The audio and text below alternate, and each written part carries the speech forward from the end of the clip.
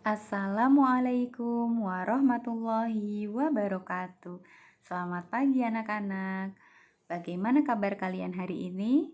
Semoga kalian semua dalam keadaan sehat ya. Anak-anak, sebelum kita belajar, alangkah lebih baiknya jika kita berdoa terlebih dahulu agar ilmu yang kita pelajari menjadi bermanfaat. Kita berdoa bersama yuk. Bismillahirrahmanirrahim.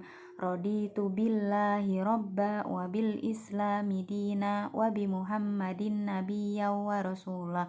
Rabbi zidni ilman warzuqni fahman bi rahmatika ya arhamar rahimin. Amin.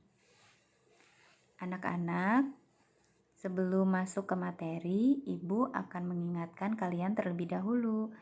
Yang pertama, jangan lupa isi link absen yang sudah Ibu kirim di WhatsApp group.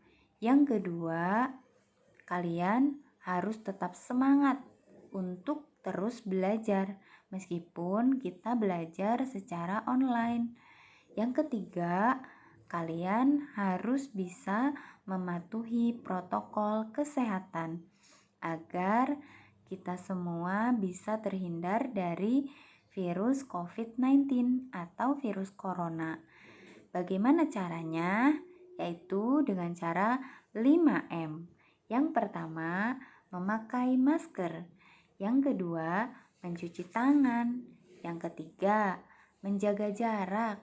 Yang keempat, menjauhi kerumunan. Yang kelima, menggunakan hand sanitizer.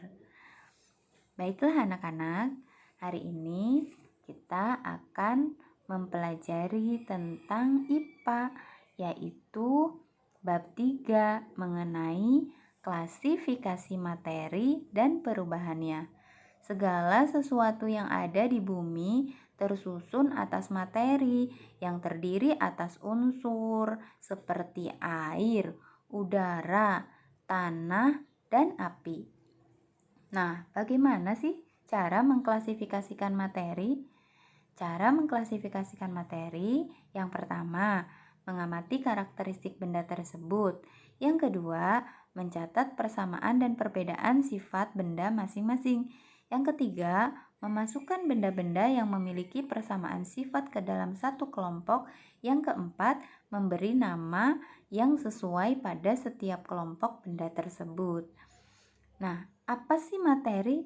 Materi adalah segala sesuatu yang menempati ruang dan memiliki massa.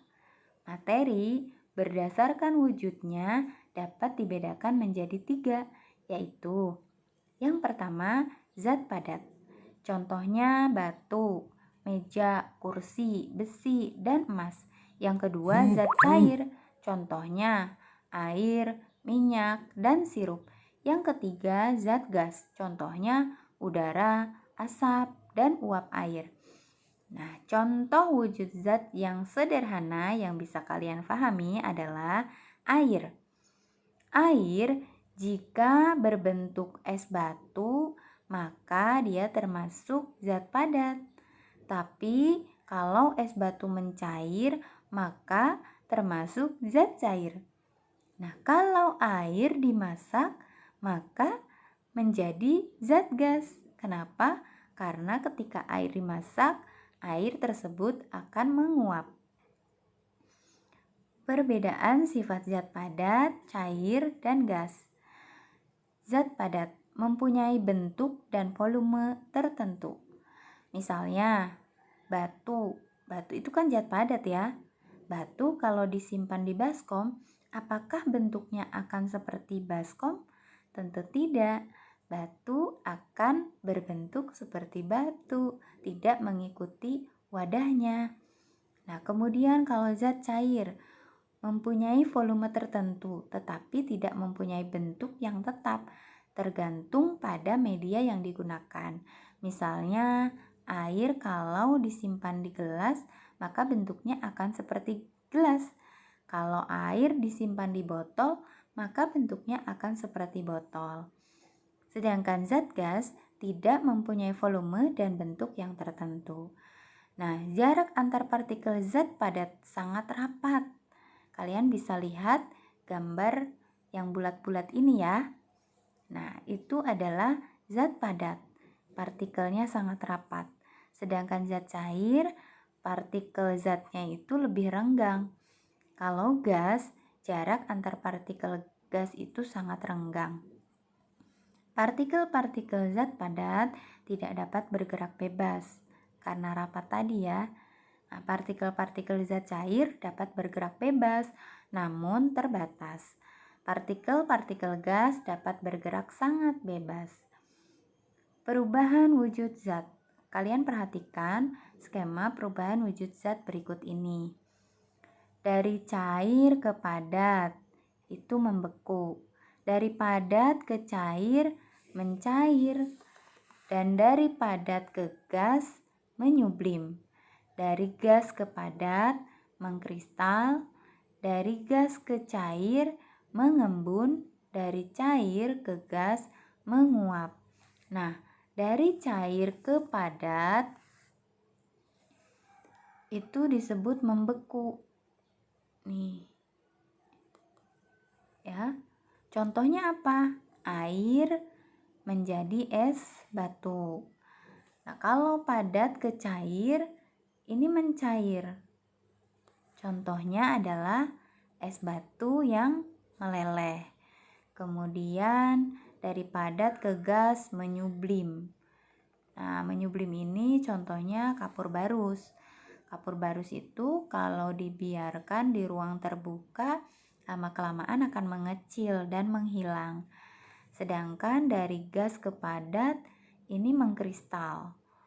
Nah, contohnya adalah pembentukan garam. Kemudian dari gas ke cair mengembun. Dari gas ke cair mengembun nih.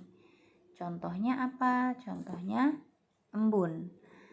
Ya, atau air es yang di gelas. Ya, biasanya kalau kita nyimpan air es di gelas, lama-kelamaan airnya itu akan keluar ke permukaan gelas ya. Kemudian dari cair ke gas ini menguap. Contohnya apa? Contohnya memasak air. Itu ya. Nah, baiklah.